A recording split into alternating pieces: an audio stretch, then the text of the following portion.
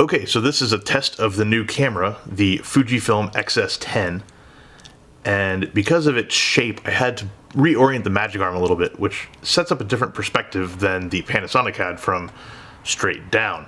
This is more sort of literally sitting on my shoulder and providing a view kind of up and over to my left. The good news with this is with the top down angle, we were restricted from seeing the side of the fuselage when the plane is sitting on a stand like this. This way, it's sitting here right in eye line. And because this is offset to the left, I can come in here with my right hand and I can fuck around with details and shit like that. And you can actually see what I'm doing. I also think this camera is, even just looking in the monitor here, doing a much, much better job of capturing all the tonal variation happening across the surface of the P40 that the Panasonic was missing.